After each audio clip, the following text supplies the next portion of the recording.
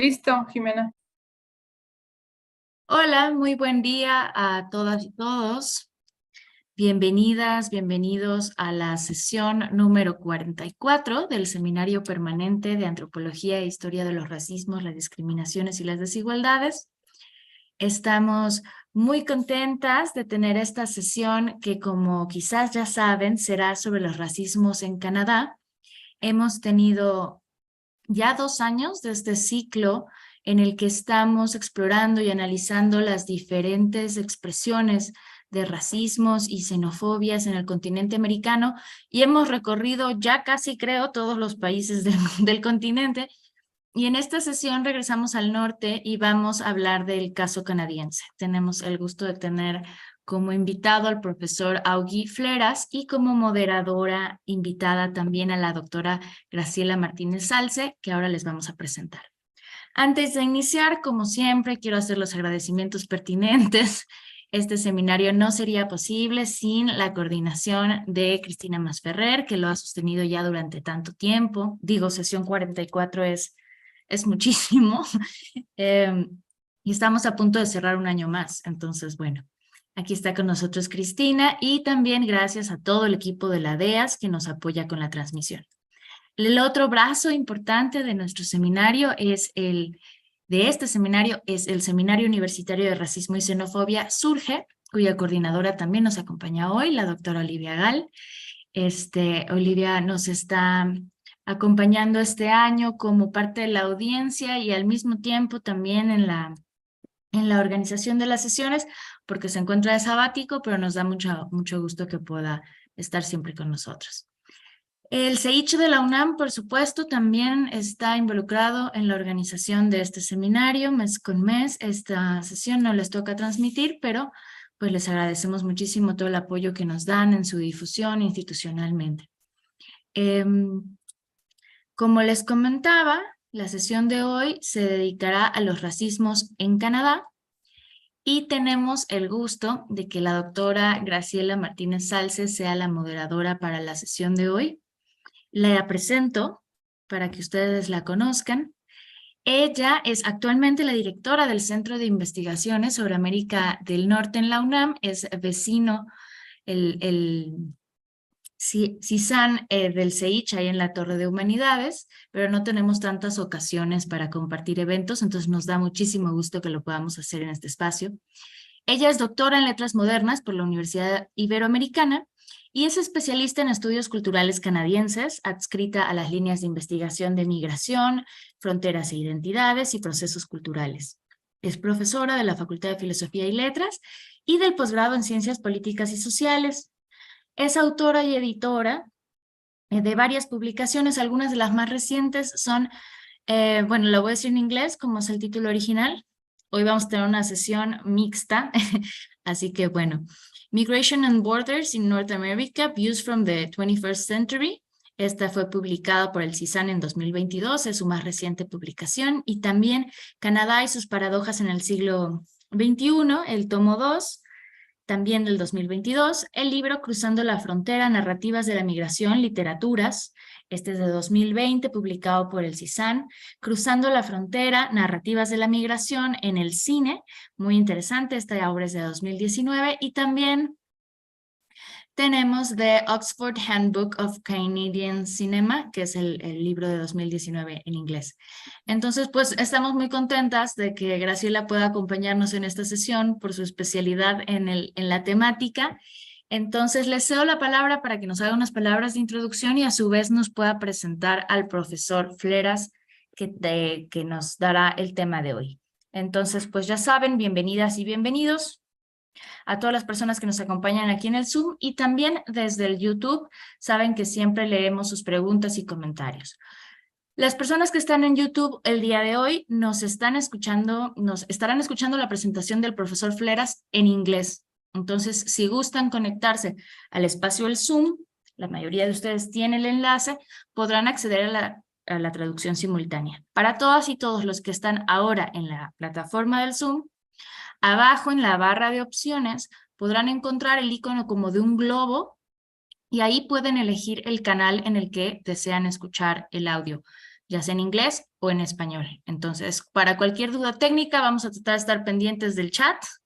Y bueno, nada más entender que hoy vamos a estar yendo y viniendo un poco en español e inglés, pero es fantástico que las opciones de la tecnología nos permitan hacer esto. Entonces, bueno, entonces ya, iniciamos y le doy la palabra, doctora. Pues muchas gracias a Olivia, a Cristina y a Jimena por haberme invitado hoy a moderar una sesión que, como les comentaba yo antes de iniciar el Zoom, es importante para mí porque como canadióloga en México he utilizado la bibliografía del doctor Fleras en bastantes de mis trabajos. El doctor Fleras ha escrito cosas muy importantes sobre la política del multiculturalismo en Canadá, que como ustedes sabrán es una política del Estado federal canadiense. El Estado canadiense es multicultural porque así lo dicen sus leyes. Y pues él ha escrito sobre, por ejemplo, como pudieron también leer en las lecturas que nos pasaron para el seminario, no solo sobre el racismo dentro de la sociedad canadiense con quienes han estado ahí durante muchos siglos, sino también sobre algunos sentimientos anti-inmigrantes en ese país. Creo que esta sesión es muy importante porque casi todos y todas nosotros pensamos que Canadá es un país en donde estos sentimientos y estas actitudes no son tan comunes como, por ejemplo, en su vecino del sur, que es Estados Unidos. Y yo sí creo que es cierto, ¿no? Que es menor que en otros países, y sin embargo, eso no significa que no exista y que se pueda pasar por alto, ¿no? Entonces, les voy a leer una breve biografía del doctor Fleras, quien recibió un doctorado en estudios maoríes y antropología en la Universidad de Victoria en Wellington, Nueva Zelanda. Es actualmente profesor jubilado de sociología y su carrera docente ha abarcado casi 5 décadas, principalmente en la Universidad de Waterloo, además de haber tenido nombramientos en la Universidad de Canterbury en Christchurch, Nueva Zelanda, la Universidad McMaster en Hamilton y la Universidad Wilfrid Laurier, ambas en la provincia de Ontario. Su principal campo de actividad académica se centra en la desigualdad social en el sentido más amplio, incluyendo la raza y las relaciones étnicas, la política de indigeneidad, el racismo, el multiculturalismo, el postmulticulturalismo, la inmigración, los medios de comunicación y las minorías. Es autor de unos 35 libros, incluyendo 9 ediciones de Unequal Relations, A Critical Introduction to Racism, Gender, Immigration and Coloniality, y él recibió el premio a la trayectoria de la Asociación Canadiense de Estudios Étnicos. Bienvenido, welcome, bienvenue, Dr. Fleras, the floor is yours. Well, thank you very much. Can you hear me? Yes. Oh, good, because I can't see me anymore, but as No, long we as can hear you, doctor. Can you see me but now? We cannot see you. Okay, should I hit the start video button? No. Yes, please. Try the start video. Hello? Yes, can you Yes. try it? Right, here There we you are. go. Okay, Perfect. great. Good. Well, good. Well, thank you very much. I assume those were kind and generous words. And you know, I certainly hope that the quality of my presentation will match the kind of expectations that you have for this very, you know, certainly very important session and extremely important topic. Bonjour, good day, and hola.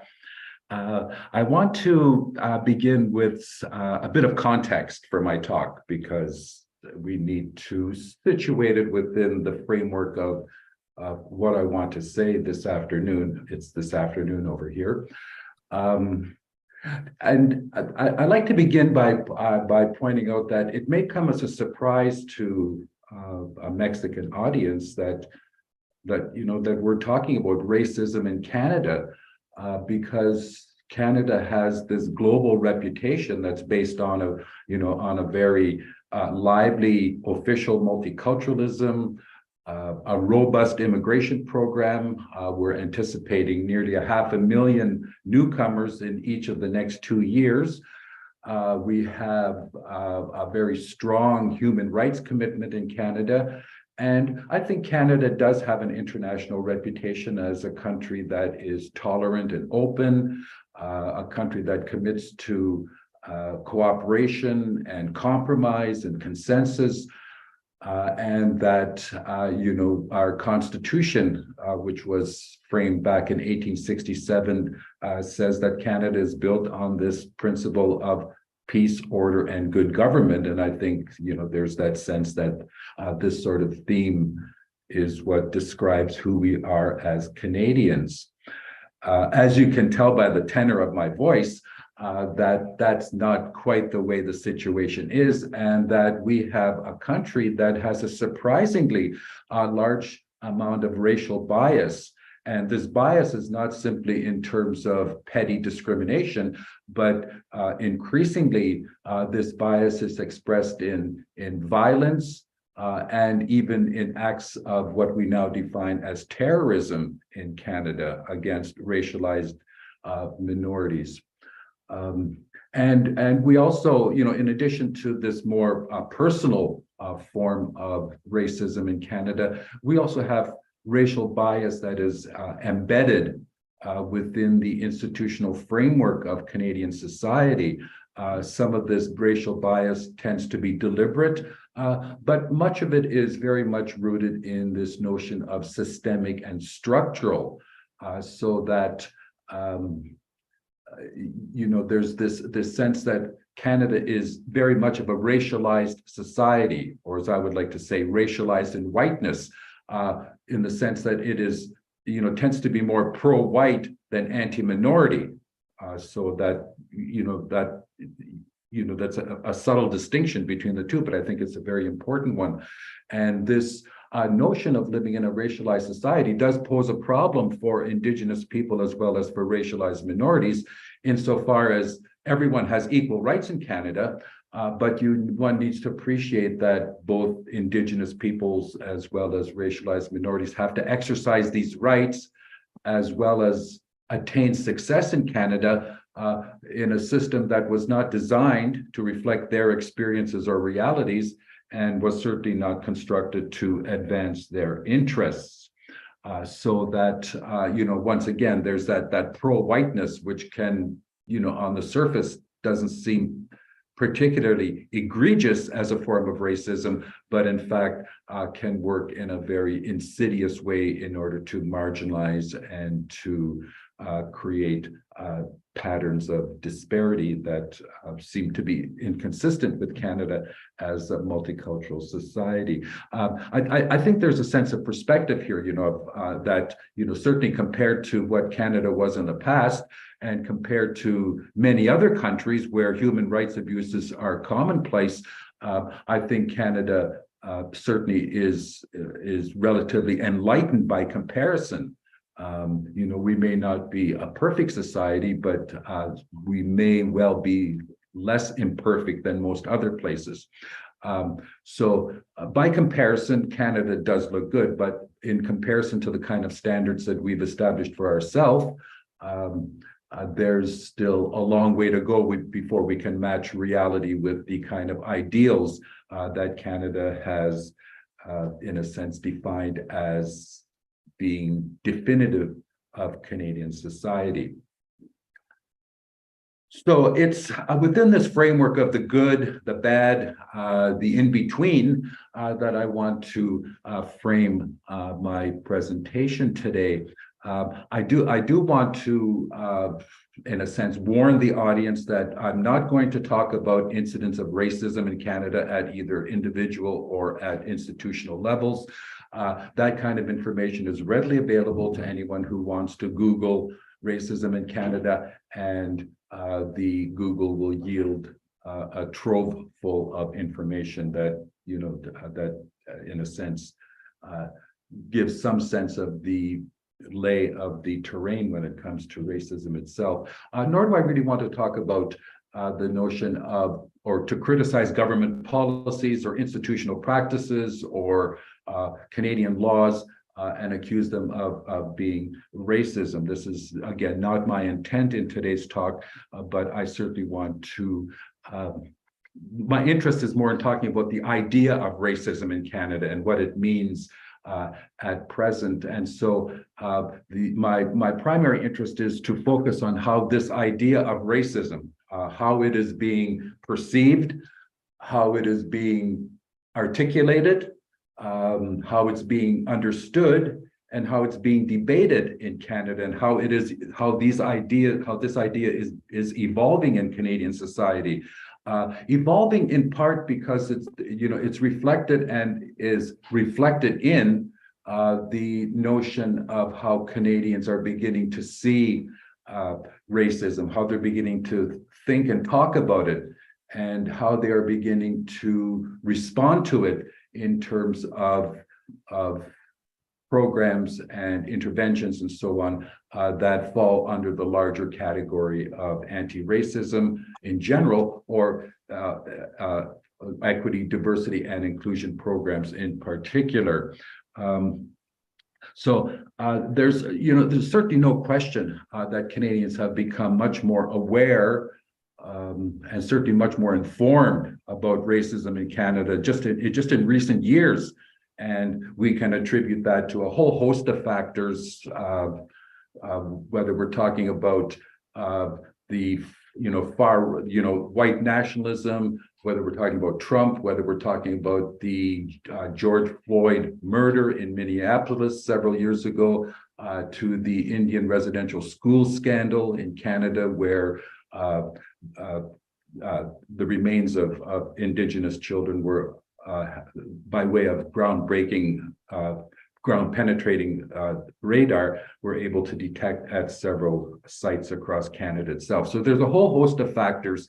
The critical race theory, Black Lives Movement, all of these have kind of converged to create a situation in which Canadians are much more inclined to listen, to learn, and to reflect on what is going on. That's the good part. The other, the not so fortunate part of that is that there's still a long way to go in terms of understanding the nature and the scope and the magnitude of racism in Canada, let alone having the resources and the resourcefulness to do something about it on the basis of this new kind of information about the idea of racism in Canada itself. And in some ways, it's quite understandable that there's still this huge gap between people's willingness to listen and be informed and their willingness to do something about it, because there's a lot of confusion about the idea of racism, and partly because our idea of racism is so fundamentally different to what was the case even several years ago, that the differences are almost beyond belief. They do border on disbelief, given the way in which racism continues to be continually reinvented, or either reinvented, or the idea that as people become more informed, they find new ways of inventing what didn't seem like a problem in the past, but it is increasingly seen as a problem at present. And I think in many ways, this shift from what was true certainly a generation ago, if not several years ago, compared to what is true at present, is summed up in a statement by John McWhorter, who's an American linguist who writes frequently on the topic of race and racism in the United States, who pointed out that the meaning of racism has gone from what racism means to what racism means to me.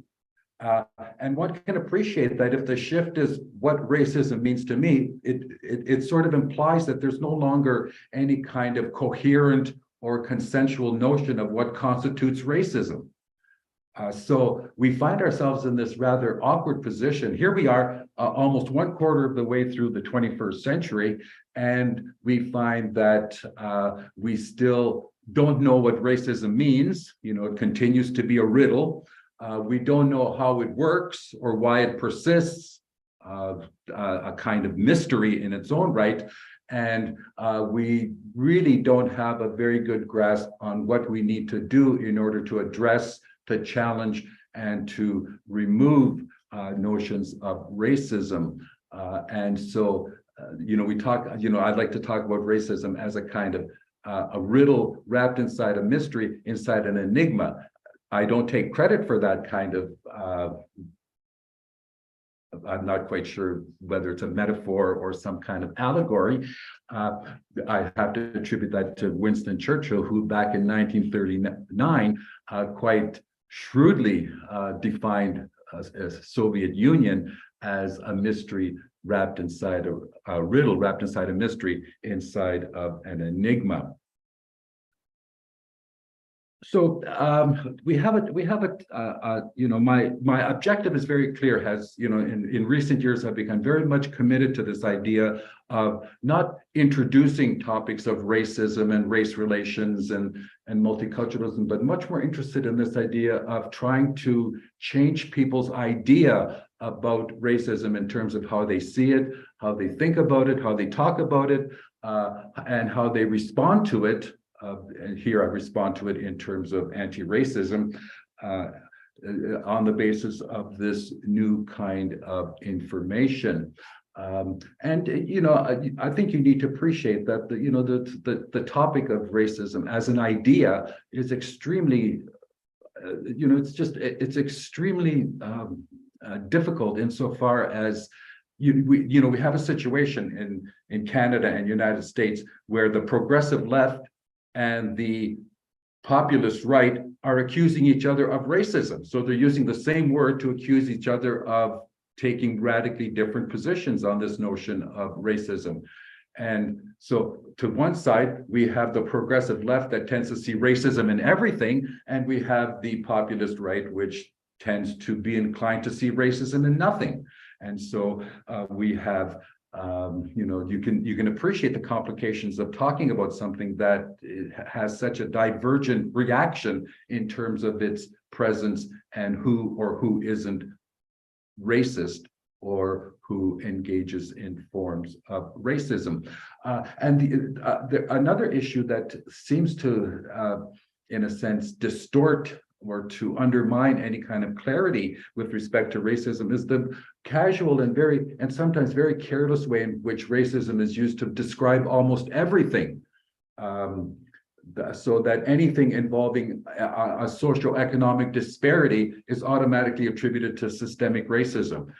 Anything that involves a clash or some kind of conflict between racially different groups is automatically labeled as an expression of racism. And so we have this rather awkward situation in which racism now can mean everything and it can mean nothing. And one can appreciate that if racism means nothing, in fact, if racism means everything, then in fact it's going to mean nothing, or it can mean whatever people want it to mean, so that you know, there's a sense in which,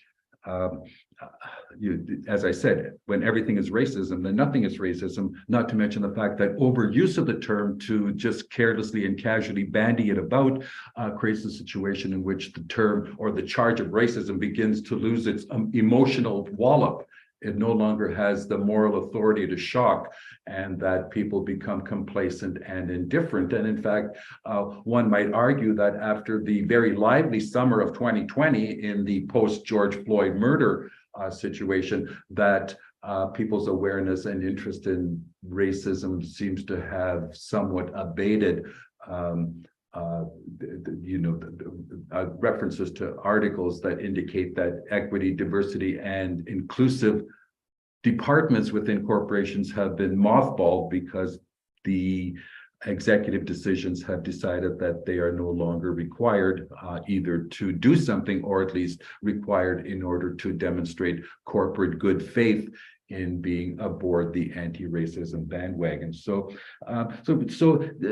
it's almost not surprising that there are calls out there that say we should, in fact, discard the term racism or at least restrict it to a very narrow frame of reference because the term no longer says what it means and no longer means what it says. So, using, it's kind of a lengthy context within a context here, but I do want to indicate that my presentation is not intended in that glib sense of having all the right questions and having the appropriate responses, because we do have a concept that tends to be somewhat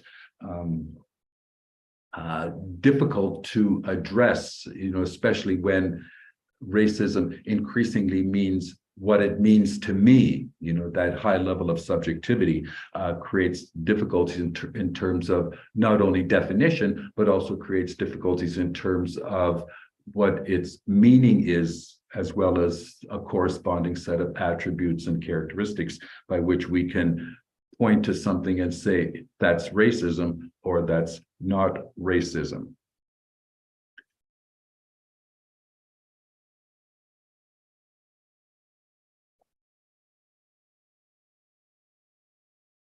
Let me, so I've indicated that, I'm increasingly committed to this idea of using my years of experience working in this field to put it to good use in terms of drawing people's attention to the fact that there are, or there should be, changes in the way people see, think, and talk about, debate, and respond to the concept of racism. Now, beginning with this notion of how we see racism or people's perceptions of racism, I think there's no question that the way we look at racism at present is fundamentally different than what it was even in the immediate past, and much of that change reflects the idea that racism tended to be seen as something out there. It was seen as a thing, an objective quality that could be observed, could be measured, and because it could be observed and measured, there was this optimistic sense that it then could be controlled or contained, because if we can define it and if we can measure it, then surely we can do something, or we at least have the yardstick by which to determine whether or not there are improvements in terms of anti-racism. And so this notion of racism as something out there, racism tended to be seen as something that was isolated, it randomly occurred, it was accidental, or alternately, it could be both intentional as well as deliberate. But generally speaking, racism was seen as a reflection of individual prejudicial attitudes. So it was very much of a kind of attitudinal phenomena, and that this attitudinal phenomena, and this I think is very, very important, that racism was seen as a kind of departure from the norm, from the norm of a basically sound society, and that this aberration or breakage was at odds with the normative structure of society itself. So there was recognition that there were breaks in the system, but there was also this optimistic belief that we could do something about these breaks in the system by way of anti-racism interventions. Then one could argue that that's why anti-racism interventions exist, is precisely because of this this kind of positive belief in progress that is so characteristic of Eurocentric type of societies. And so I use the term, to describe this era, this traditional way of looking at racism as captured by the expression collateral. So racism is seen as collateral damage to society. It's not seen as anything intrinsic. It's not seen as anything that is integral. It's seen as a kind of accidental byproduct, a logical, a kind of unfortunate breakage in the system, but a breakage that was inherently curable. I think it's very safe to say that there is increasingly a kind of rejection of this notion of racism as a tangible, naturally occurring phenomena, and increasingly racism is couched in or framed in the terminology of fluidity, of subjectivity, and a whole host of other things. And in fact, instead of seeing racism as something out there, there's a sense in which racism is increasingly framed as something in here. Something in here, not only in the individual sense, such as microaggressions, but something that is in here in the sense that it's embedded within the institutional framework of society, as well as within the constitutional framework of society itself. So racism has gone from being isolated, random, collateral, to increasingly being viewed as routine, common, and ordinary. It's now become the reality that is at the center of everything and for everyone. Or perhaps to put it most succinctly, and here I'm borrowing from a report that appeared last year from the Ministry of National Defense in Canada, in which the report argued that racism was not so much a glitch in the system, but that racism, in fact, is the system.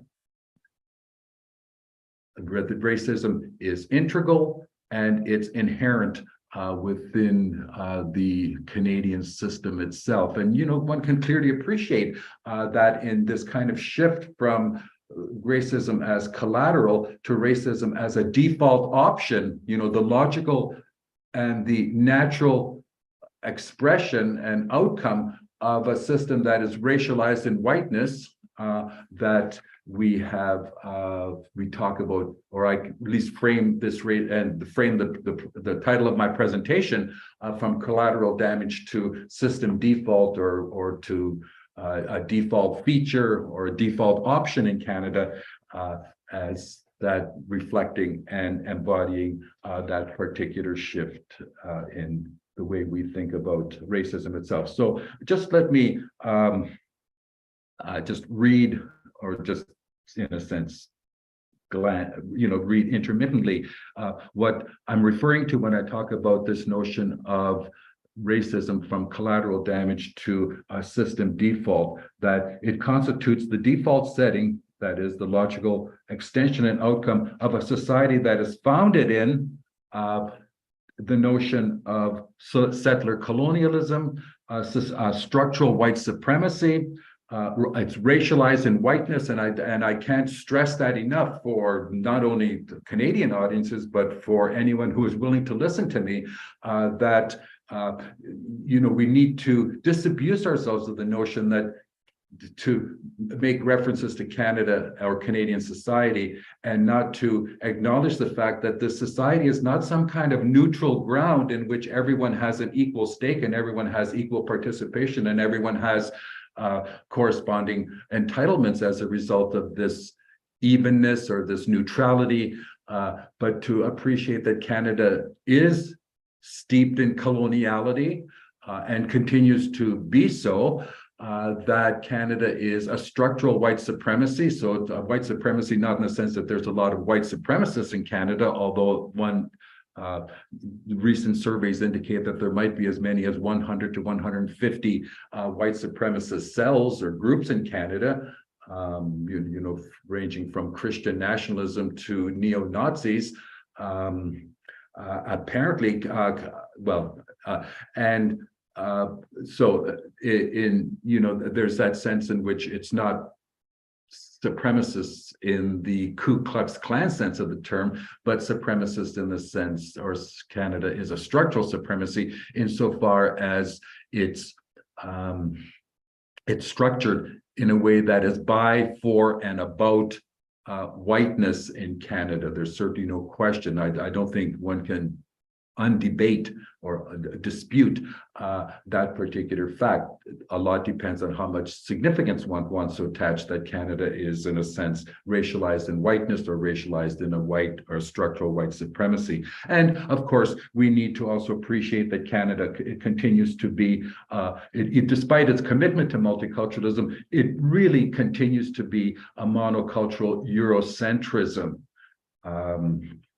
I've written extensively about multiculturalism, and in many ways, I think it's a very progressive program, but I also tend to criticize it as being very, very superficial. Superficial is better than nothing, or perhaps it isn't, but one needs to understand that multiculturalism doesn't do anything to realign the structure or the systems in Canadian society. And we also need to appreciate that Canada is a racial capitalism. And finally, of course, we need to acknowledge its patriarchal structures itself. So when we talk about racism, then in that sense of a default feature, I think we need to appreciate the degree to which the degree to which racism is not only inherent, intrinsic to Canada, embedded, whatever term you prefer to use that you feel comfortable with, but that it's also integral to Canada, that it's integral to a society that continues to be racialized, that continues to be Eurocentric, that continues to be colonialist, that continues to be capitalist, and that continues to be patriarchal. It's integral, it's critical, it's that kind of society could not possibly survive without notions of racism in order to provide a unifying, to provide a kind of glue, to provide a kind of context in which this notion of Canada as the site of racism in the default sense is one that we need to seriously entertain. And of course, it's the idea that I'm trying to convey in today's presentation. In addition to, different ways, or the new way in which we see and talk about and think about races, or see and think about racism in that sense of moving from racism as collateral damage to racism as a default feature of Canada, not a bug in the system, but the system itself, is differences in the way we talk about racism, or differences in the way we are beginning to talk about racism. And I think we need to, I'm not saying that there's been this wholesale transformation of Canadians who become more willing to listen, to learn, and to reflect upon racism in Canada. But I think we're beginning to see the beginnings of these sort of shifts in the way we think about the idea of racism. Not necessarily the practice, but my comments are restricted primarily to the idea of racism itself.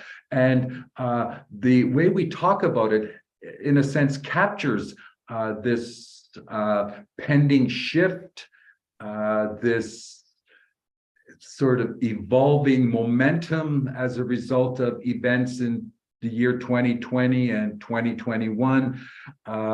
And I think that the term that most significantly captures the shift in the way we talk about this is this, the utilization of a racial iceberg.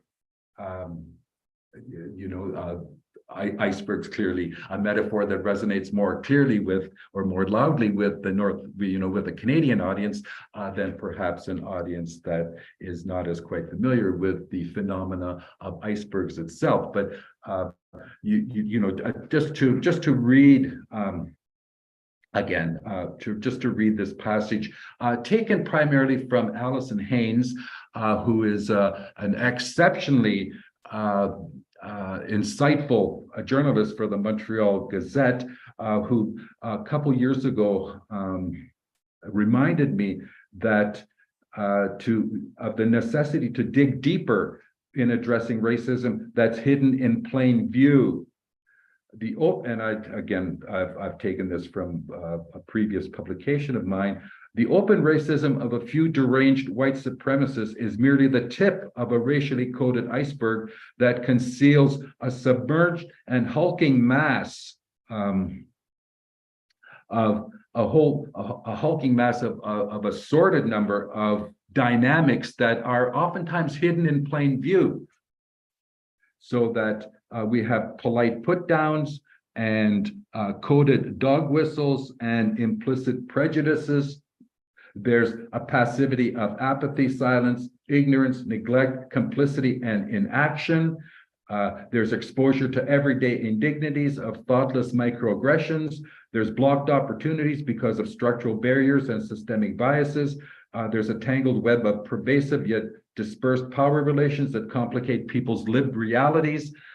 Racial disparities based on bureaucratic indifference and public complacency, and a racialized and whiteness playing field that's rigged for the rich rather than something that is level and inclusive. So here we are, this racialized iceberg. We have phenomena that are observable, but that, and while we certainly don't want to underestimate the importance of the tip of the iceberg, we need to appreciate that there is a huge submerged mass of put downs, of biases, of silences, of omissions, of unlevel playing fields and so on, that really do complicate and oftentimes confuse the lives of racialized minorities as well as indigenous people. So we're talking, this way of talking about racism as a kind of racialized iceberg clearly plays into this idea of racism as a default feature in Canada. The collateral damage is the visible tip. The default feature is this submerged mass. And for those of you that are unfamiliar with the dynamics of an iceberg, whether we go back to the Titanic or up to the present, we need to understand that about, I think, around 9/10 of an iceberg is submerged, which of course makes it much more dangerous than the visible tip that can be negotiated with difficulty, but in fact is navigable, as opposed to the submerged mass, which is much more menacing in terms of its capacity to inflict damage. There's another way of talking about racism that, in a sense, builds on this notion of a racialized iceberg, and this is taken from a Friesen, I forget his first name, but he has drawn attention to the fact that maybe notions of systemic racism and even structural racism are too timid in terms of their applicability, and that we don't live in a world of it's not a case of systemic racism, but rather pansystemic racism. And here the approach, a pansystemic approach to racism, focuses on racism within, between, and across all systems. So once again, expanding the frame of reference for racism from something out there that's collateral damage to something that is in here, both subjectively and societally, that is much more comprehensive as a kind of default feature in a society that I've already described as racialized, white supremacist, patriarchal, capitalist, and monocultural. So racism focuses, or this pansystemic approach to racism focuses on racism across, between, and within all systems, including the multiple and overlapping sectors that intersect to amplify outcomes. And certainly this notion of intersectional analysis is very much part of the narrative, contemporary narrative with respect to racism at present. In turn, a commitment to pan-systemic change emphasizes the interplay and the totality of culture change, policy change, mindset change, and institutional change. So if we're going to do something about racism, we need to appreciate its vast comprehensiveness, its pan-systemic nature, so that any anti-racism action must be multi-pronged in the sense that it's, it addresses mindsets, it addresses institutions, it addresses cultural values, and it also focuses on structural changes that are perhaps associated to policies and laws themselves. So this brings me to, yes, I think I'm certainly getting close to the time that was allotted to me, although I'm not quite sure when I started, but doing something about it. So, we have the idea of racism that is much more formidable than the kind of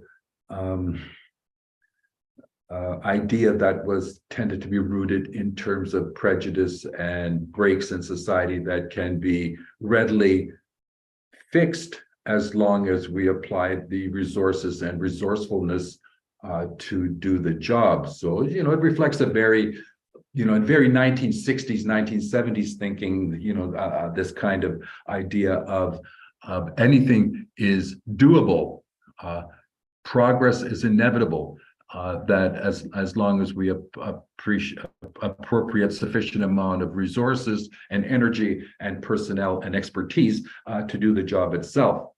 But if we begin to think of racism as the idea of racism as a kind of default option, the inevitable and logical outcome and expression of a racialized and whiteness society, again, a society that is by, for, and about whites, we need to also rethink the notion of anti-racism interventions, especially those that are rooted in the programs that we now call equity, diversity, and inclusiveness, and to appreciate that much of the anti-racism initiatives that we have at present are rooted in some fundamentally questionable assumptions. That I'll be charitable in terms of describing these assumptions themselves, but there's four that come to mind. And I'll be fairly brief here because I know that time is a factor. First of all, we underestimate the complexity of racism. So I've made that fairly clear in the first part of my presentation, that the tendency is to get bogged down in fairly straightforward notions of racism, when in fact we have a phenomena that is hidden in plain view, and that it reflects a kind of what it means to me at the level of society and at the level of individuals. We also tend to underestimate the complexity of creating anti-racism change. And I think we really need to ask ourselves the question of whether or not racism is really erasable. I mean, can we really remove and eliminate racism from society? There are those, and I'm thinking specifically here of Derek Bell, who back in 1992 in his book, The Faces in the Well, indicated point blank that racism in United States, given the nature of the system, was ineradicable, that it was an integral and inherent component that could not be removed from American society, given the nature of American society that existed at that particular point in time. And he argued that, I think he launched a kind of thinking known as Afro-pessimism, this idea that we can't remove it. What we need to do is learn to live within it by creating spaces that ensure notions of equality, dignity, and respect for Black people in the United States.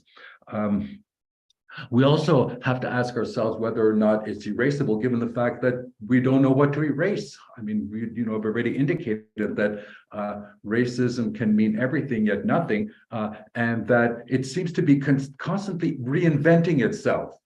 I'm not sure if racism is actually reinventing itself, or whether people are simply becoming more aware of racism that they ignored in the past, or the kind of racism that was once, or forms of racism that were once concealed by more major forms of racism, but now more micro forms of racism, including microaggression, have moved to the fore, and that they now create this sense that instead of disappearing, racism appears to be proliferating and becoming disproportionately more important, or disproportionate, or having a disproportionately higher presence within society itself. So, can we eliminate something when when racism is there's no longer any there? It's, what do we mean by racism? I can't even give a definition for it, although I do have a textbook definition, which is a bit awkward and, in fact, to put it bluntly, kind of clunky, but in a textbook, you need to provide students with a certain kind of working definition.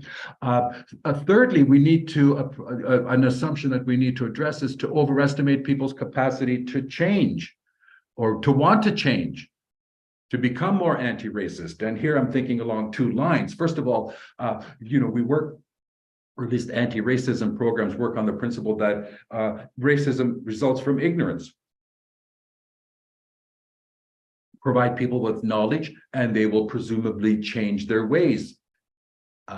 We're now pretty sure that that's simply not true. First of all, people don't like to be told what to do, or as someone once nicely put it, I love to learn, but I don't like being taught. And that, that's, and of course, this notion of knowledge as a rational response to racism, creating anti-racism, implies that racism is a rational phenomena that can be coolly and dispassionately addressed, when in fact, much of racism is deeply emotional. And so anti-racism programs that don't acknowledge the emotionality of racism are destined to at least be at cross purposes with the phenomena as it appears within individuals themselves. Secondly, this is kind of an indictment of what can be done with racism, is the idea that as Heather McGee puts it in her book, why would whites be incentivized to challenge or to change racism, or to change a system that's been good to them? Why would one think that whites would be anxious to create an anti-racist society? Because a racist society, as I indicated, is integral, and therefore, whether at minimum, whites tend to be complicit in a system that benefits them at the expense of disadvantaging others. Heather McGee continues, you have to have an oddly high opinion of whites to assume that that most want to give up power and privilege by learning about the advantages of whitenesses. And an interesting insight into debunking those people who think that people are prepared to make changes as long as they are informed of the wrongness of their attitudes and actions, and that they are willing then to put their principles into practice in a way that is more reflective of non-racism. Finally, there's this idea that of over-exaggerating or overestimating the work and integrity of anti-racism initiatives.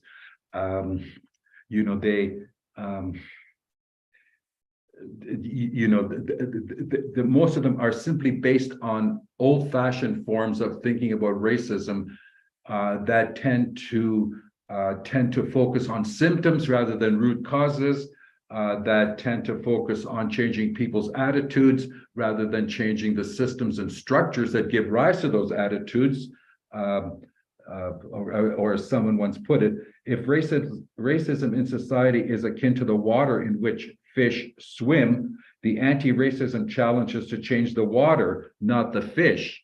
And unfortunately, most anti-racism programs, whether well-intentioned or whether they're simply an exercise in corporate virtue signaling, are not equipped to handle such a really quite formidable challenge itself.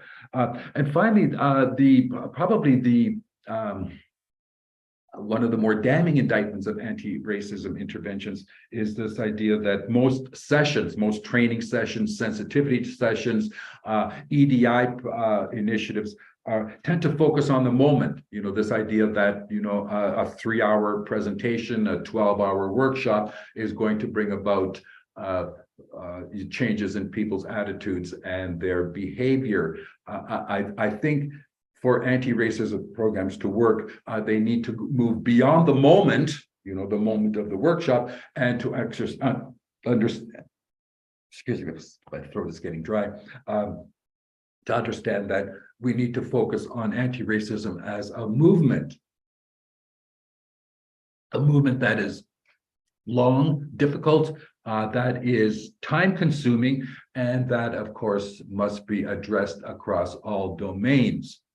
So, you know, clearly what I'm saying here in terms of my critique of what to do about racism is that, generally speaking, anti-racism neither has nor wants to connect with this new idea of racism as a default feature in society, and continues to work on the principles that were more appropriate to more traditional forms of racism as a kind of collateral damage. Now, having said that, and this is definitely my final comment, I don't want to rubbish the idea that individual attitudinal change is unimportant. You know, I think we need to appreciate that institutions and structures don't change by themselves. They don't sort of instantaneously combust into a new transformation, because it's people that make the changes, to the systems and structures and institutional practices to society. And in fact, you know, it reminds me of Margaret Mead's famous saying from, you know, many years ago, where she pointed out that, and I paraphrase her here, that never underestimate the power of a few people to, you know, to generate transformational change, because that's the only thing that ever has. You know, this idea that, you know, a small number of highly committed individuals can produce some enormous transformational changes within society itself, and these then perhaps over time are reflected in systemic and structural changes themselves. I think what I'm saying here, and I think what anti-racism programs need to appreciate, is that individual change is important, but it's insufficient, and that it needs to be, it never needs to, excuse me, it must never lose sight of the fact that changes also have to occur at the systemic and structural and institutional level, especially if we want to learn to live together, not only with our differences, which is what multiculturalism does in Canada, but also to take that much more revolutionary step of learning to live together in our differences as well as through our differences. And that brings me to the end of my presentation. Thank you very much. I'm now, as long as my voice holds out, I'll be more than happy to field any questions and answer them the best I can if the questions tend to be unclear in the translation from Spanish to English. Okay, over to you. Muchas gracias. Thank you very much, Dr. Fleras. No sé si hacer el pequeño comentario, perdón, en inglés, porque él no tiene traducción, porque después del pequeño comentario le voy a hacer una preguntita. Gracias. Perdón, pero pues ni modo. In Dr. Fleras, I find it quite interesting in the papers that you gave us to read that, for example, you stress how the internet has made that all these changes like viruses in racism move more rapidly, and that's just an observation that would add to the talk you gave us today. But since we are not in Canadian studies community here, and since you talked generally about Canadian society, I would like to pose a question so that maybe our colleagues here would better understand what the core of multiculturalism was meant to be, because I read some papers in which you participated during the 50th anniversary of the multiculturalism policy. And I think it's very interesting that also because of the sesquicentennial anniversary of the nation we know as Canada, Indigenous voices, voices from the First Nations of Canada raised very loudly to put in the front of the discussion about multiculturalism, how multiculturalism had also left them apart, how multiculturalism talked about the French and English part of Canada, and also the waves of migration that came to Canada, and still this public policy that names and gives prestige to this society worldwide and to this national state worldwide, it still has not made visible their cause. And these papers you put together during the 50th anniversary of multiculturalism,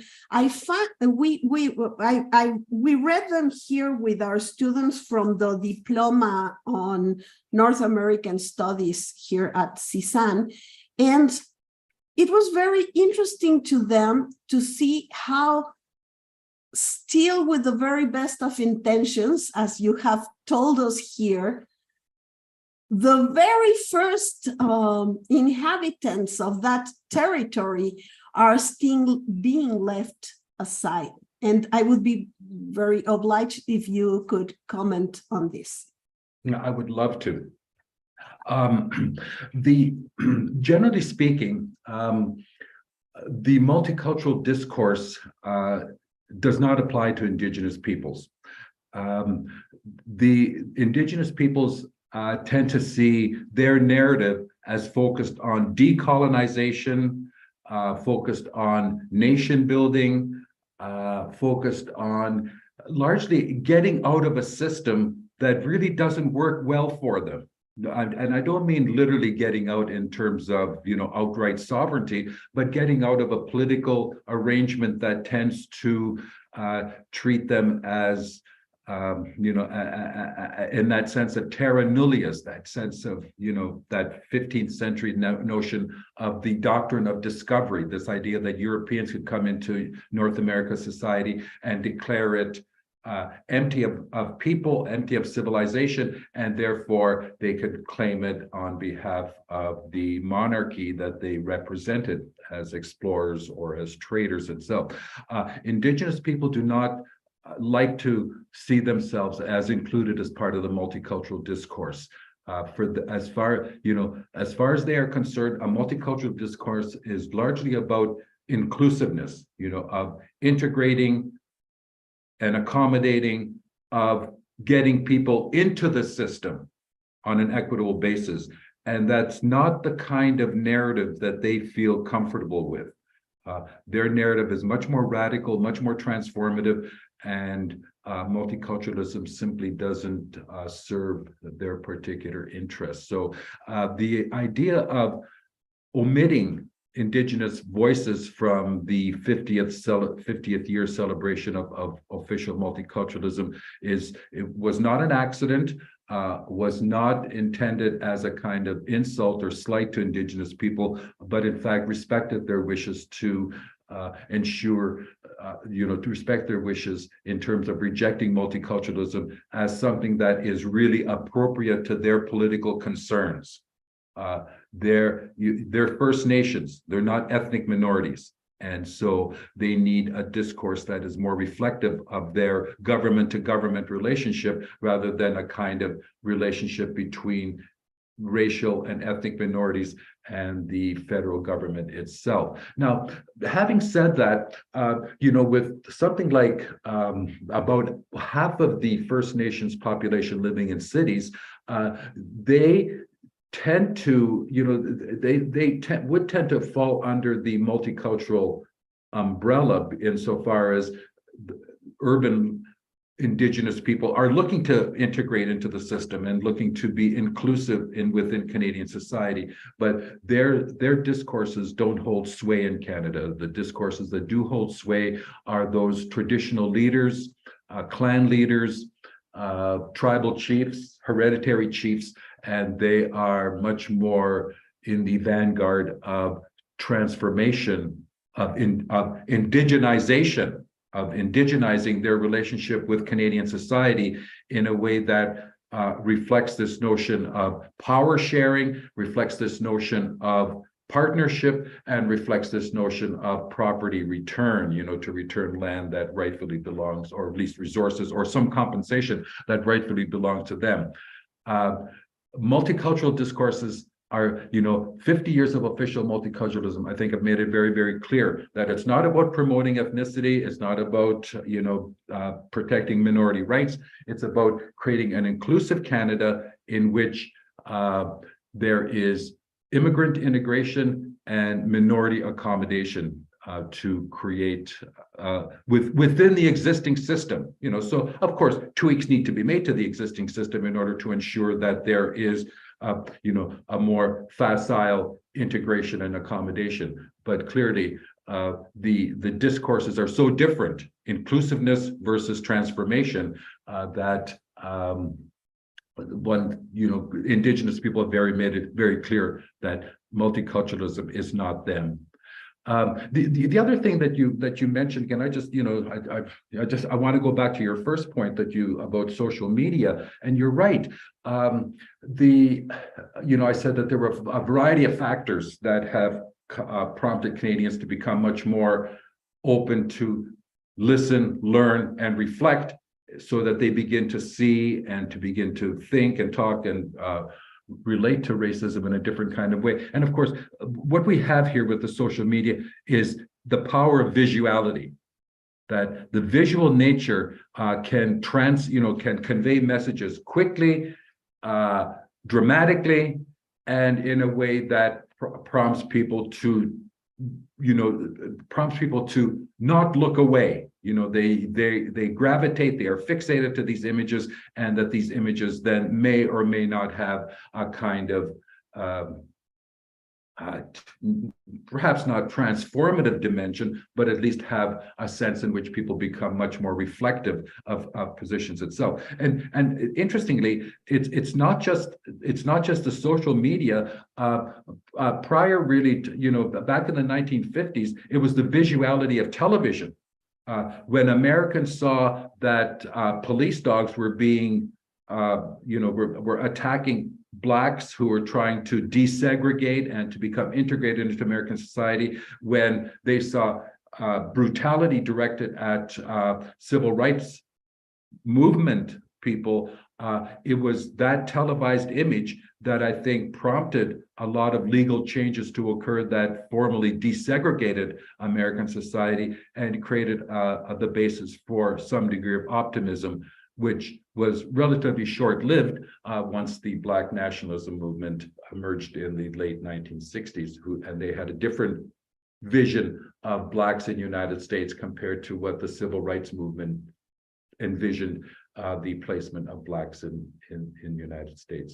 So thank you for those questions, and hopefully they've either answered or at least, you know, given you something to think about in terms of why and why not. Thank you. You're welcome.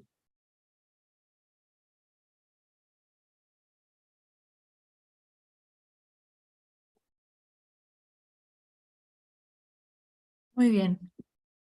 Hi. Thank you very much, Professor. It was so interesting. And now I want to ask if Doctora Graciela wants to make another comment, or we should go directly to the questions of the audience. No, I think I should not rob more time to the floor, so I'd give the audience the floor. Thank you very much. Perfecto. Entonces, para todas y todos que aquí nos acompañan, es momento de hacer algunas preguntas al profesor. Entonces, les pido que para usar eficientemente el tiempo, hagamos preguntas pues concretas, y también vamos a juntar 2 o 3 intervenciones, devolver la palabra y entonces así avanzaremos.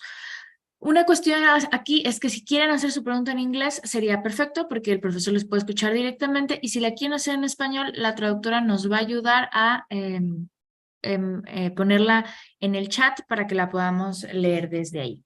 Entonces, como ustedes prefieran, veo que Francisco y Cristina tienen la mano levantada. Yo también tengo algunas preguntas, pero por ahora les doy la palabra a ustedes dos. Adelante, Paco, por favor. Gracias, Jimena. Hello, Dr. Fleras. Nice to meet you. Thank you for the talk. So I guess I'm interested especially in your point of view regarding, in the long run, which connections do you find between racism in Canada and scientific research?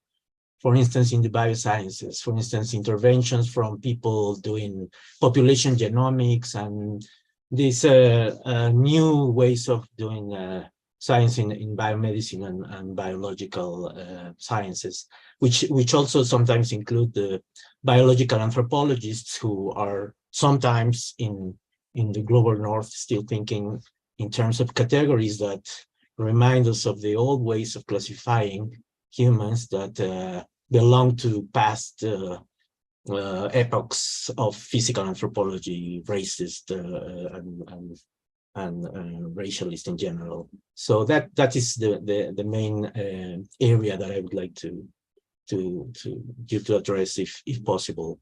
And thank you very much also for the analytical points that you made in connection with the readings that were recommended. Thank you. Well, this is a bit embarrassing because I don't know Professor, if I can... if you don't mind, we're going to take another question so we can okay, use good. more Then efficiently the time we have. maybe... Sorry for interrupting That's okay. you. It's okay? Yep. Cristina. I'll just write it down. Thank you very much. It was really interesting listening to you and also reading the text that you sent.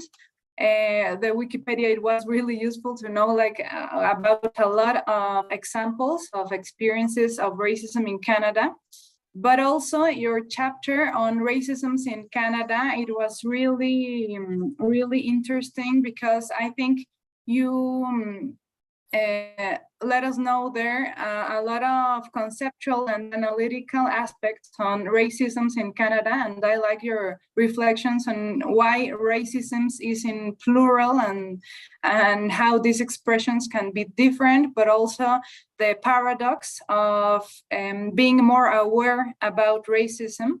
And also you mentioned about the Chinese immigration and the racism between yellow and white, which I think is really interesting also in order to analyze racism from different perspectives, how has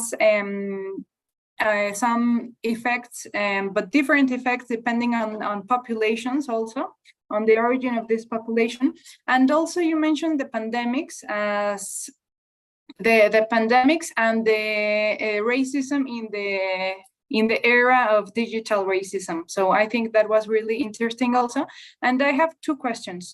The first one is, I would like to ask you, how do you think some historical events in particular can have an impact on the expression of racism, of course, in Canada? And also, if you can... Excuse me. Yeah, I'm sorry, I missed the first part of your question. Just repeat the first part, yes.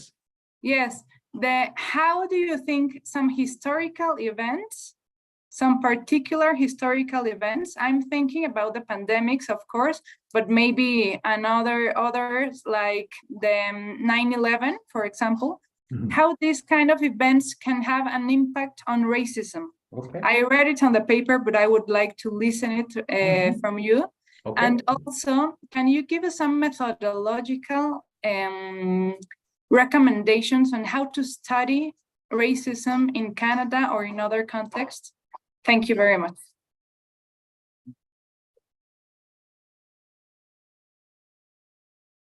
Okay. Is there another question coming? Maybe we can answer these two, Okay. because they're quite broad.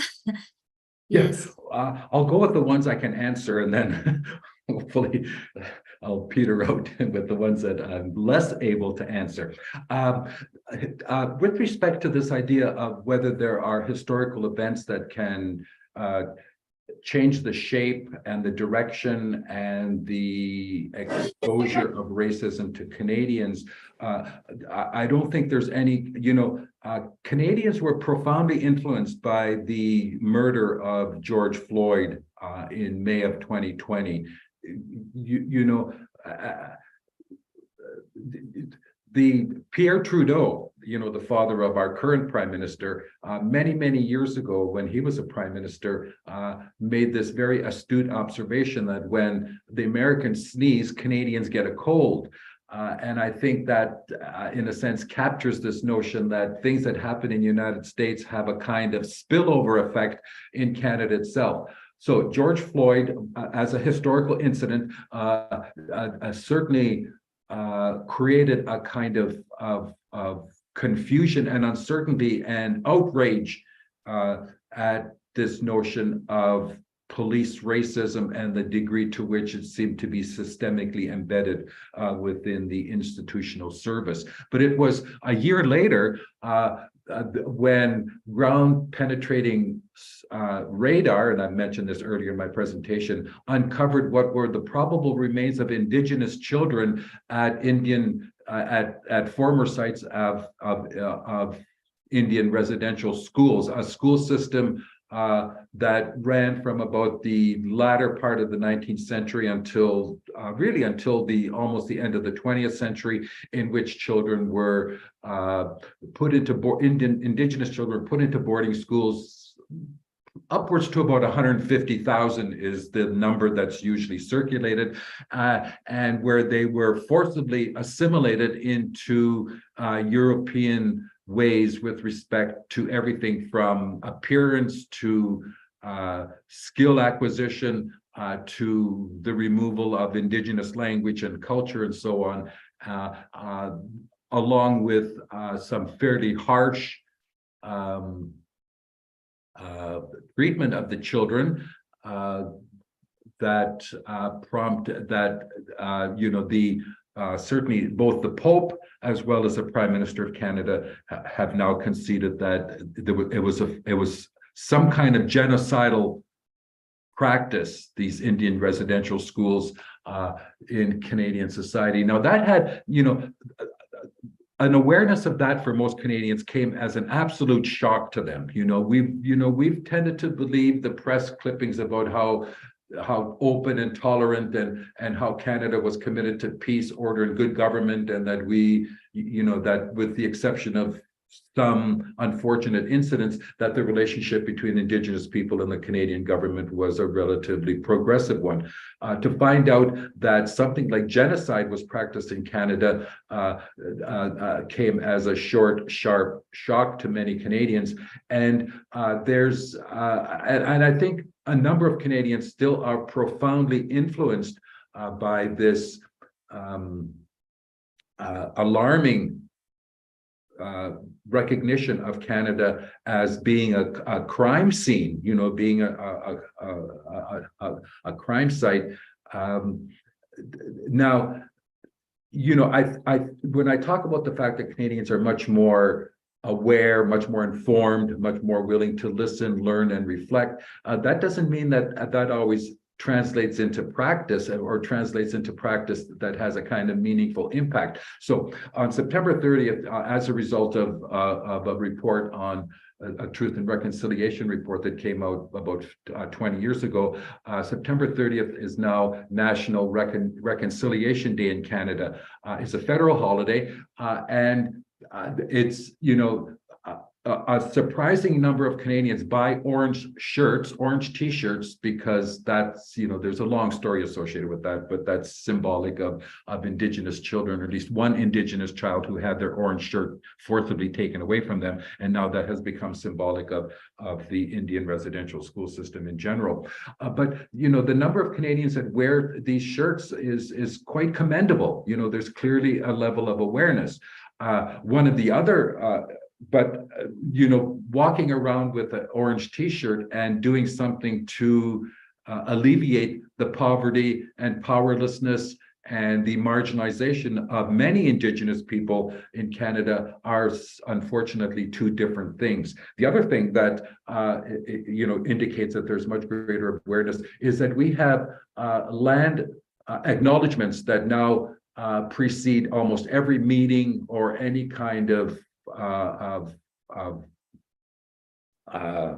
organizational event in which the speaker or speakers acknowledge that they are now residing or talking or deriving benefit from living on the land of the Anishinaabe people, or of the Grassy Narrows Reserve or Grassy Narrows Nation, and so on.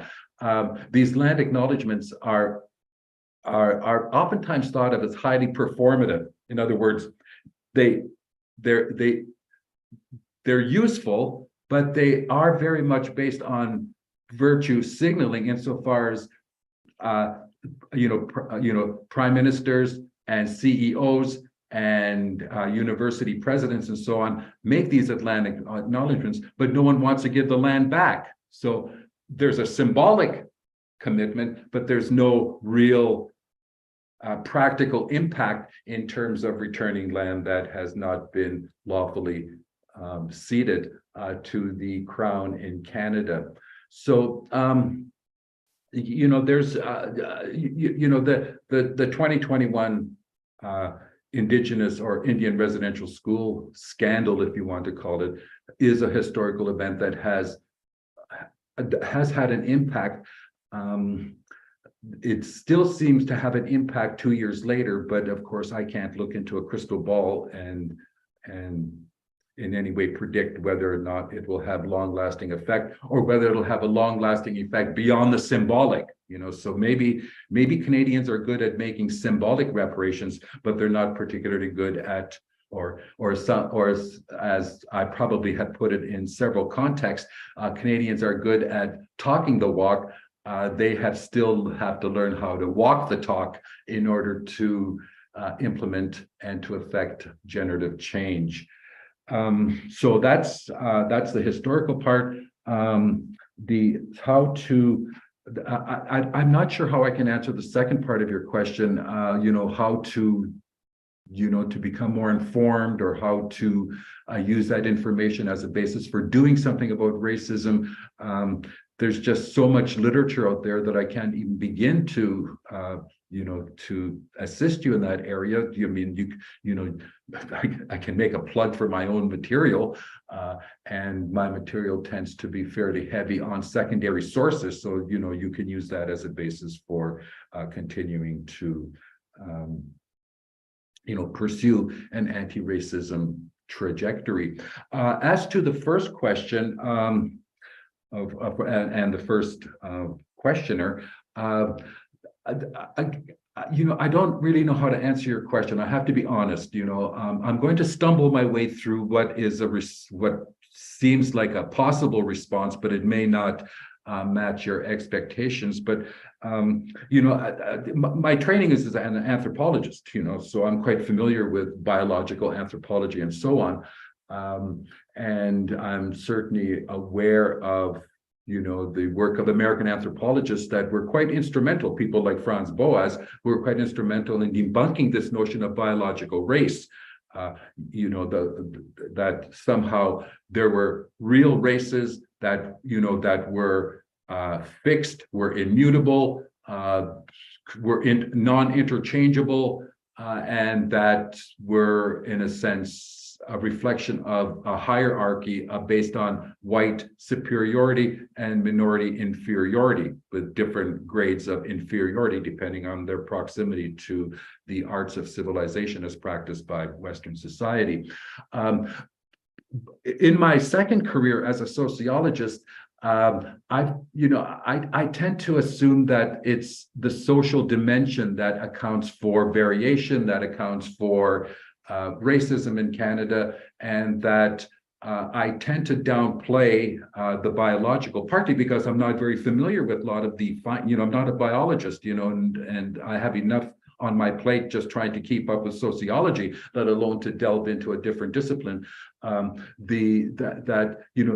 think I work on the assumption that the genome studies and the biological studies, these are, if they're assuming that we're basically alike, then it's a constant that can't possibly explain variation. So that I tend to assume that the social is the explanatory medium, and that biology may well be extremely important, but I have to leave it up to biologists and to those who are trained in that field to be able to use, to either, to somehow create a kind of cross-disciplinary approach towards understanding human behavior as well as explaining human variation. Again, I don't think it's a satisfactory response, but it's unfortunately the best I can do. Okay. Thank you very much, Professor. Olivia, please, and then maybe... Yes, well, thank you very much for this very interesting talk. You developed many ideas about racism in general, not only in Canada, and anti-racism that were very interesting. But I wanted to ask you, the anti-racist thought or the anti-racist movement or the anti-racist organizations, because I suppose they are different and some are academic and some are social or political. What are their, in Canada, what are their main lines of action today? What is the program? I mean, you said it very well. Anti-racism cannot be a moment thing. It has to be seen as a process, and a very complex process, and maybe anti-racism is not really ready or not prepared or not armed with what is necessary to eradicate the structural, systemic, even international racism. But what would be the lines of action in Canada? Thank you so much. Should I answer that right now, or do you want another? Yes, question? if you'd like, yes. Thank you. Sure. Well, I think you answered your question better than I could have answered it. But right now, the anti-racism movement in Canada is largely focused on this notion of equity, diversity, and inclusiveness workshops. This idea that if you fill people with knowledge, if you create an awareness, they will then adjust their behavior accordingly. And I've already indicated that that's problematic. There's also informal types of anti-racism actions based on protests and marches, and but these are these certainly do not reflect any kind of permanence or any kind of central organization. These are responses to incidents that incite mass or more mass-like protests themselves. As a person who's been associated with University of Waterloo for about 50 years or so, the university has had anti-racism programs on and off. They seem to be much more committed in the past 2 or 3 years. But for a long period of time, I would be on an anti-racism committee and we would talk, and our talks seemed to lead to nowhere. I mean, we ended up, and the body would eventually be dissolved because nobody really wanted any kind of action. It was almost as if there was this sense that you know, a preemptive action in order to ensure that there are no legal repercussions, that the institution was not doing something about racism, but in fact, it could point to the fact that it had equity and anti-racist and multicultural bodies that existed in order to create a kind of environment that would be more compatible for racialized students as well as racialized faculty and so on. I've worked with police services across Ontario in terms of anti-racism training, and these proved to be extremely unsatisfying because the racism that they wanted to, or the anti-racism they wanted to hear, was largely focused on, tell us 10 things that we need to do so that we walk into a Chinese Canadian home and we don't step on a cultural landmine and end up being reprimanded by the service for being insensitive to the needs and concerns of new Canadians and so on. So they wanted a laundry list of what needed to be done. But beyond that, you know, it's really very difficult to sort of think of anti-racism activities that have a kind of... Le digo, porque él ya estaba más grande y tomó ya su fisonomía, su creo yo. Sí. So hopefully that begins to answer your question.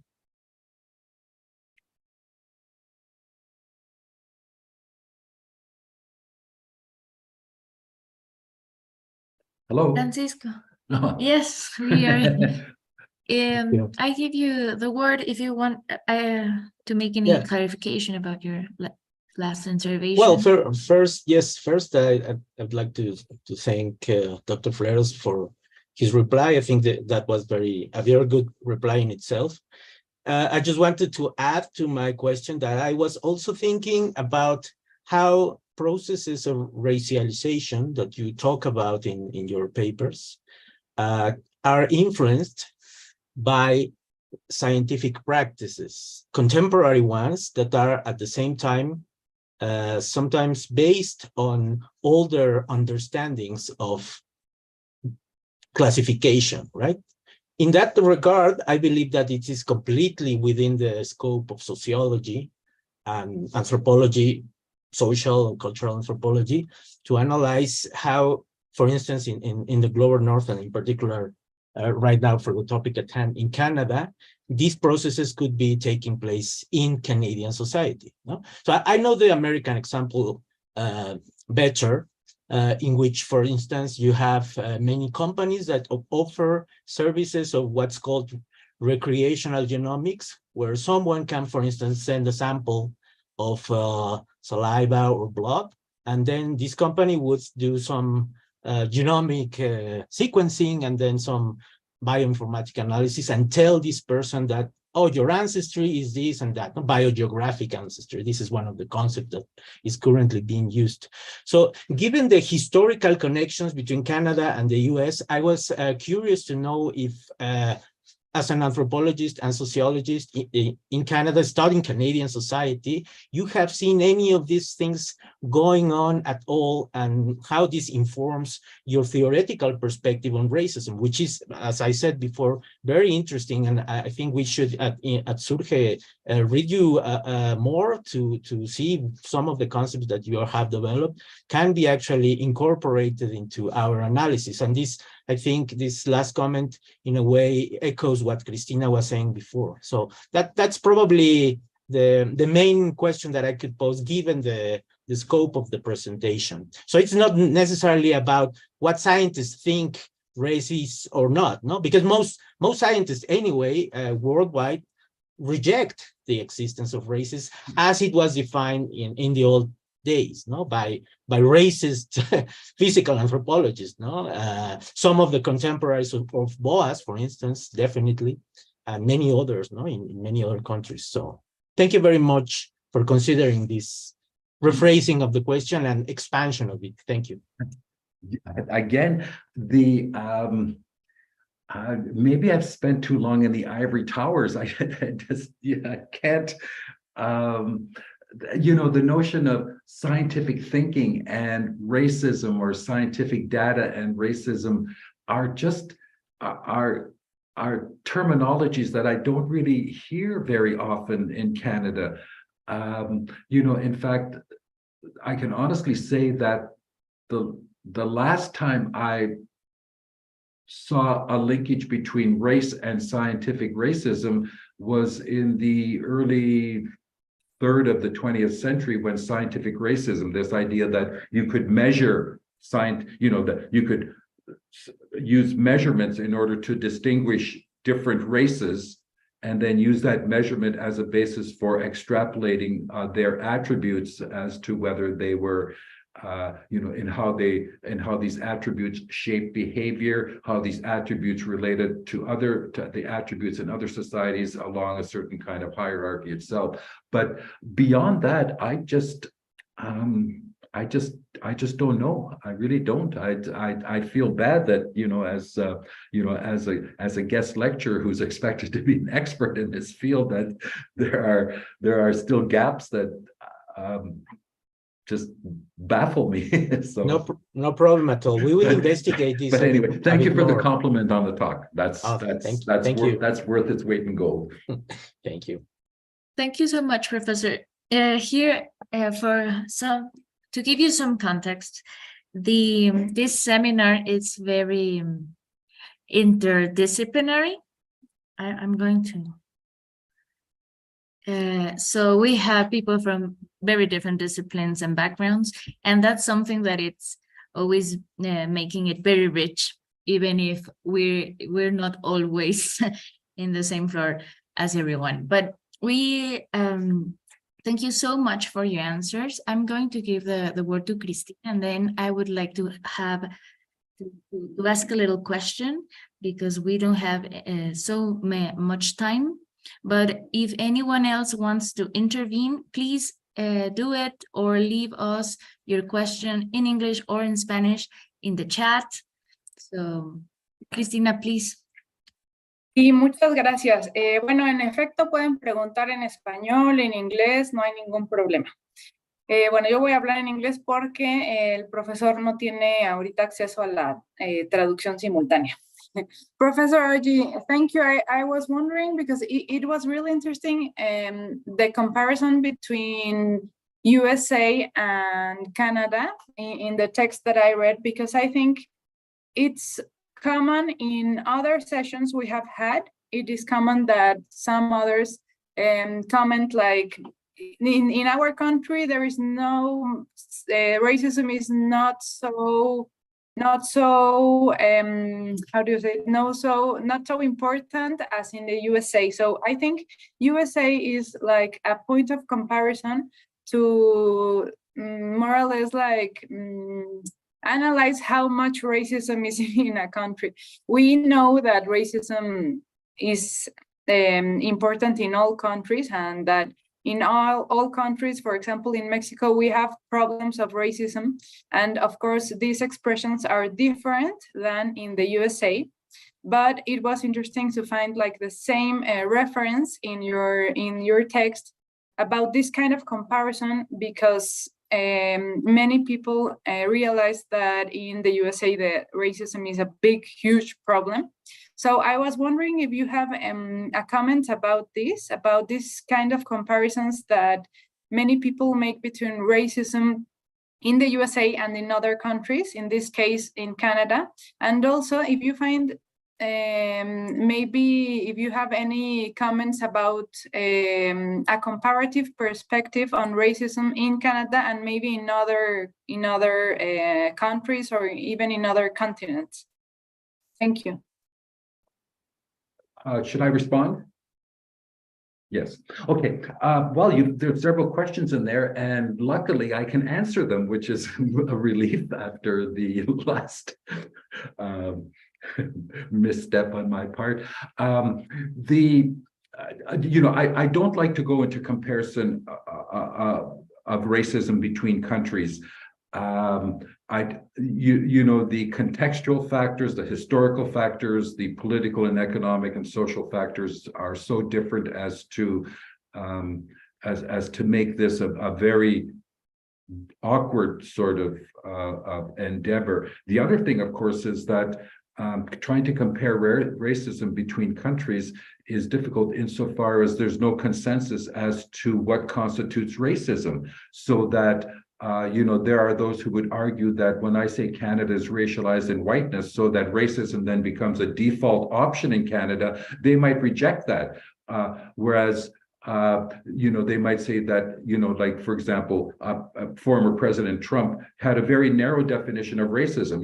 He didn't belong to the Ku Klux Klan, therefore he was not a racist. But, that's extremely a narrow idea of what constitutes racism, so that if you're comparing racism between countries, you need to be very, very careful that you're comparing the same kind of issue rather than comparing very narrow definitions with relatively expansive definitions. But I think this notion of racism in Canada and that of the United States, I think this is why Canadians were so shell-shocked when they found out that in May of 2021, that Canada, in fact, may have committed cultural genocide against its Indigenous people. It was an image that Canadians never really had of themselves. And I think much of the criticism that used to be leveled at Canadians is that they, unlike Americans who are willing to concede that there is racism, Canadians tended to deny the existence of racism and, or to dismiss it as something that was incidental or as something that was a few bad apples sort of thing like that.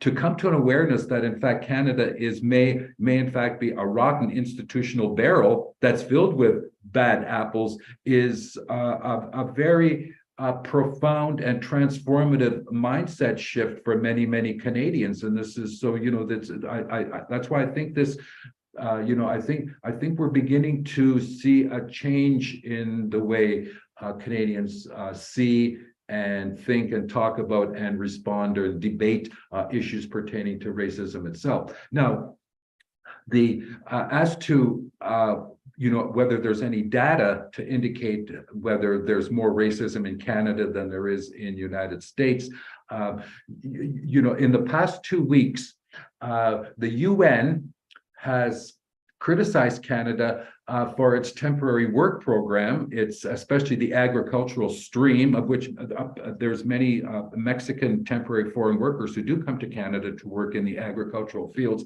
and they're an absolute necessity because no one in Canada wants to do that kind of backbreaking work. That the UN has referred to the temporary work program as a breeding ground for contemporary slavery. Now, for Canadians to actually be accused of harboring slavery is something that is so American not Canadian, but in fact, so once again, the lines between Canada and United States are beginning to blur, at least in terms of how people discourse these particular type of issues. 2 weeks ago, a survey came out from Angus Reid, one of the major polling firms in Canada. Now, a fairly small sample of 660 racialized minorities, of which 84% of Black people in Canada said that they occasionally or often experience discrimination in Canada. 84%, that's virtually the entire again, population based on a very small sample. And 75% of Chinese Canadians said that they also experienced discrimination infrequently or often. So we're lumping two together. If we just take the often, the numbers are not nearly as dramatic, but there's, so that, to assume that racism is a problem in the United States, but not a problem in Canada is, even a superficial comparison suggests that, in fact, there's a lot more racism in Canada than Canadians we're willing to admit. I think they're much more comfortable about admitting the fact that we're not necessarily the good guys and the Americans are the bad guys, type of thing like that. So I think there was one other thing you wanted, but no, I forget it. So 2 out of 3 ain't bad. Okay.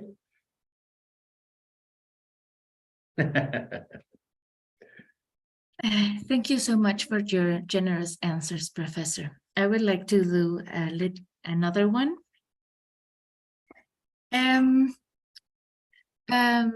Today, it's the Day Against the Discrimination, National Day Against Discrimination in Mexico, by the way.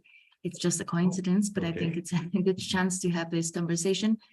And I was thinking, because what Doctora Graciela said at the beginning, that in Mexico from the 90s, we had some kind of a multiculturalism policy in this country, starting with at least the recognition of the cultural rights of indigenous populations, and also the recognition of their existence, and then some other cultural rights of Afro-Mexican population, and it's in the Mexican Constitution.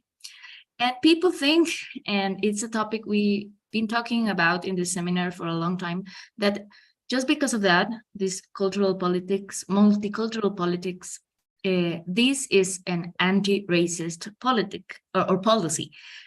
And we've been talking about that it's not necessarily. So having your experience, your personal experience, but also the experience you carry from your country, I would like to ask, what is necessary to have anti-racist multiculturalism? Or what are the challenges to make multiculturalism some kind of anti-racist also?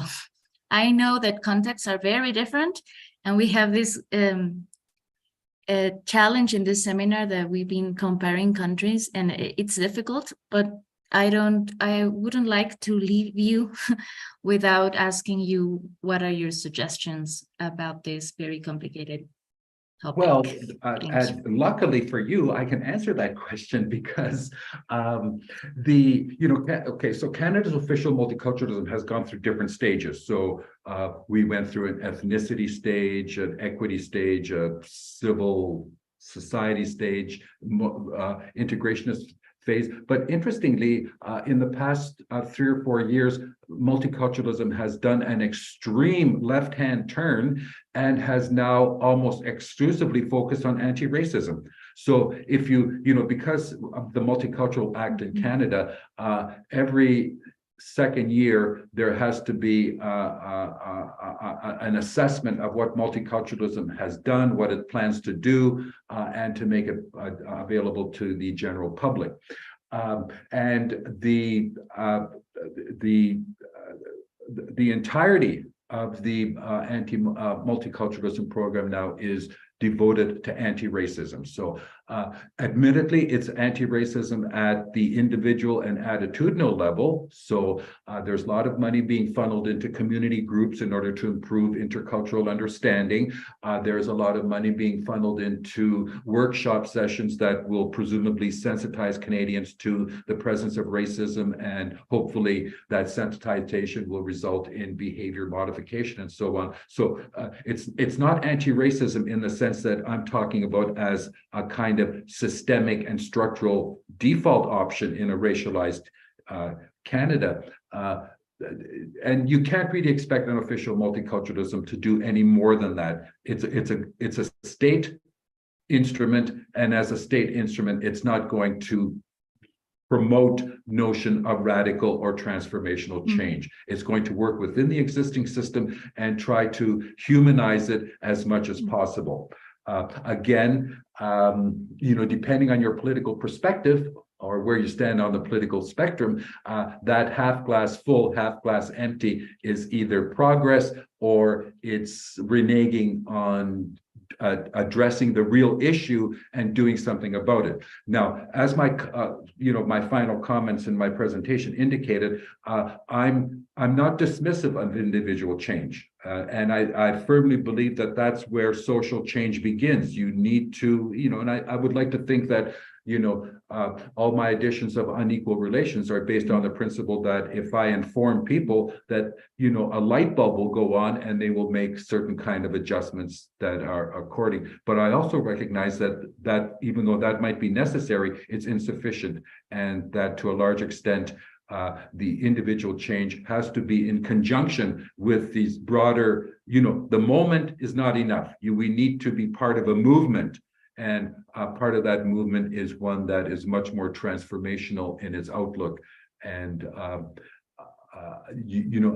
an official multiculturalism as it stands now is incapable of doing that, although an official multiculturalism that continues to promote this notion of anti-racism may create a critical mass of people that may possibly bring about more major type of changes.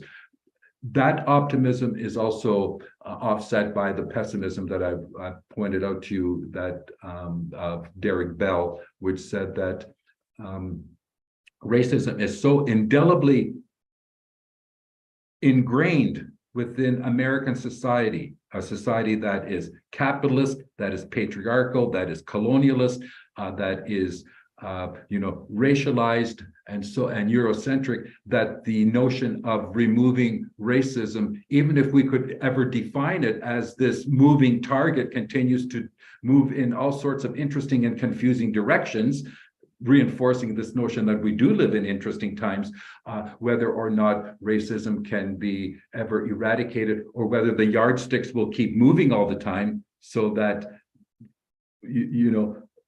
once we address institutional racism, then we need to go move into microaggression racism and so on, so that as Joel Best, an American sociologist, put it way back in the year 2000, when the big problems of the world disappear, then the small problems of the world begin to look proportionately larger, and they begin to proliferate. In a sense, suggesting that it's anti-racism is a journey.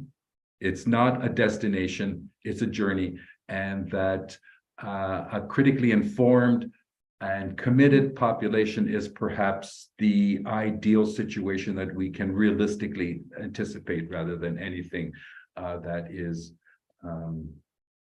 there's anything that's more fundamental than that.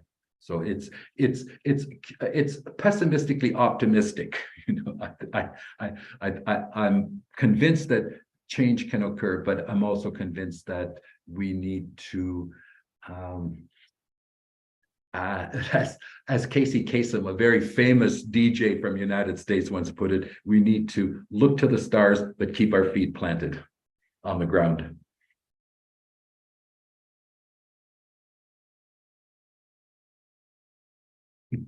Thank you so much, Professor. That's, I think, a very beautiful closing message. And I will give the word to Doctora Graciela if she wants to intervene. pues tan solo para darles de nuevo las gracias porque creo que es muy importante nosotros como, digamos, México como participante económico y pues político y social en la región de América del Norte. Creo que en México creo que nos sucede un poco lo mismo que en Canadá, con este gigante masivo que existe entre nuestros dos países, nos miramos poco unos y unas a los otros. Y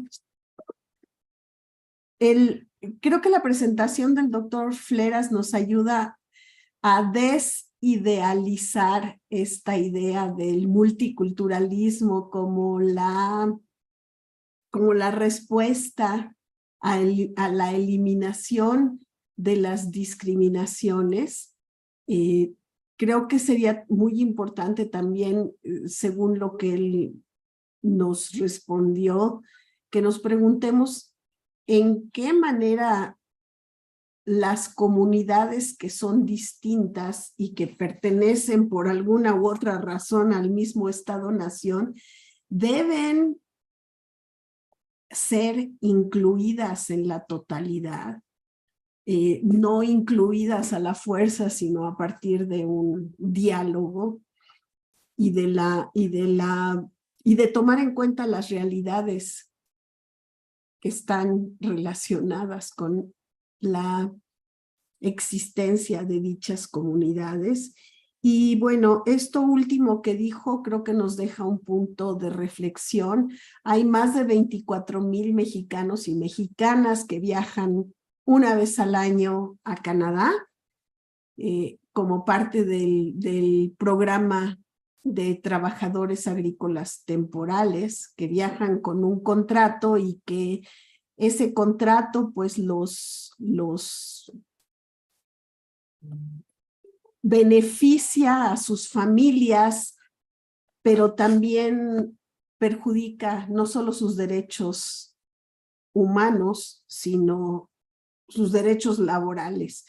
El hecho de que Naciones Unidas haga una observación en relación con este tipo de migración regulada, que muchas veces resulta peor para las personas que la migración irregular, porque las obliga por un contrato firmado en la Secretaría del Trabajo, específicamente aquí en México. Creo que él ha abierto una puerta para que reflexionemos en otras formas de discriminación y otras formas de racismo. Con mucho gusto los invito, si están interesadas, a ir al repositorio del CISAN, perdón por el comercial, pero a nuestra biblioteca que está en el primer piso, donde tenemos videos y libros en relación con el multiculturalismo canadiense y también en relación con las y los migrantes mexicanos en Canadá, y les agradezco mucho la oportunidad de permitirme compartir este espacio crítico e importantísimo. Muchísimas gracias a usted, doctora. Entonces, hacemos un cierre, nos despedimos del doctor y vamos a hacer un par de anuncios que ya tal vez no sea necesario traducir. Professor, thank you very much for your conference. It was very interesting. We've been talking about this topic here in the seminar for about 4 years now, and talking about the experiences of different countries in America. So this is just very, it's wonderful, no, for us to have the opportunity to compare and exchange points of view. So thank you so much. You've been very generous. Right. Okay. Au revoir. Thank you Bye. very much. Okay, We give some announcements in Spanish if you want to stay, and then say farewell to everyone. Cristina, no sé si tú quieras comentar sobre la próxima sesión, y yo también voy a hacer un comercial. Sí, Bueno, la próxima sesión vamos a hacer reflexiones desde México, esperando que sean también comparativas con otros países. Vamos a contar con la valiosa participación de Carlos Correa, de Gabriela Iturralde, y también vamos a estar Jimena y yo participando, y va a ser presencial, bueno, semipresencial porque, o sea, híbrida, ¿no? Porque también va a haber transmisión, pero va a ser presencial en la Torre 2 de Humanidades, en el 4º piso, si no me equivoco. Entonces, ahí les esperamos el 16 de noviembre. Va a ser un gusto poder vernos, no solamente a través de la pantalla, sino de forma presencial. I also invite you, Professor Augie, if you want to be with us. Come to Mexico. Well, yeah, you can come to Mexico. Next session will be on November 16th. And maybe we will share with you the YouTube link so you can be with us. Y bueno, también queríamos comentar que la próxima semana, esto es el 25 y 26 de noviembre, yo quería compartir el cartel, pero tengo muy mal internet, entonces ahorita Jimena, si nos apoyas, por favor. Es el coloquio Voces Antirracistas, No Racialistas, a ver si lo dije bien, es el coloquio de Surge. Y bueno, ahorita nos comparte Jimena el cartel, va a ser también presencial, entonces les esperamos. Vamos a poder... Ay, ¿se cortó Cris o soy yo? No, se cortó Cris. Bueno, entonces continúo. Vamos a tener la participación de 3 magníficos personas, académicos con una gran trayectoria en la divulgación de la ciencia. Es un gusto escuchar a estas personas. Viene al CIH de la UNAM Jonathan Marks, Alan Goodman y Yolanda Moses para darnos algunas perspectivas y posibilidades de pensar en un antirracismo que no parta del racialismo, pues, que está tan incrustado en la sociedad de Estados Unidos, es decir, la certeza o la creencia de que existen las razas humanas y que a partir de eso tenemos que luchar contra el racismo. Esperamos poder escuchar de ellos perspectivas distintas, innovadoras, pues retadoras, radicales. Y pues nos encantaría que ustedes pudieran estar con nosotras presencialmente en la Torre 2 de Humanidades, en el piso 4, como decía Cristina, vamos a estar ahí, y también en el auditorio del MUCA. Es muy probable que si siguen las redes sociales de Surge hayan podido ver ya este cartel circulando, regístrense, y si hay cualquier duda, pues yo con mucho gusto les atiendo en el correo electrónico. Doctora Graciela, usted también está invitada porque, como digo, somos vecinas y no nos vemos tanto como deberíamos, estamos ahí mismo. Ojalá nos pueda acompañar. Le agradecemos muchísimo su moderación el día de hoy, sus muy precisos y puntuales comentarios. Y pues nada, nos da mucho gusto compartir estos espacios donde confluimos en intereses y en preocupaciones. And Entonces, I wanted to add, Professor Fleras, if you want to be with us on the 25th and 26th next week, the conferences will be in English, and so you could listen to them online in English, and they will touch some of the subjects that our colleague Francisco Vergara has mentioned today, and that are difficult for many of us who are not biological anthropologists or biologists or science philosophers, but I think that they will be very interesting. Pues muchísimas gracias. Okay, bye bye. A todas y todos, que tengan excelente tarde y seguimos en contacto. Nos vemos en la próxima semana y en noviembre también. Gracias al equipo de traducción, gracias al equipo de la DEAS, de la Coordinación Nacional de Antropología. Gracias a todas y todos. Gracias, nos vemos.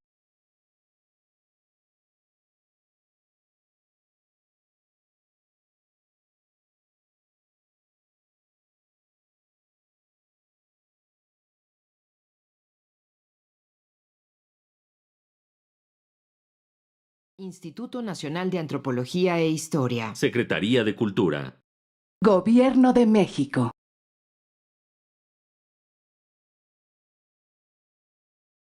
Instituto Nacional de Antropología e Historia. Secretaría de Cultura. Gobierno de México.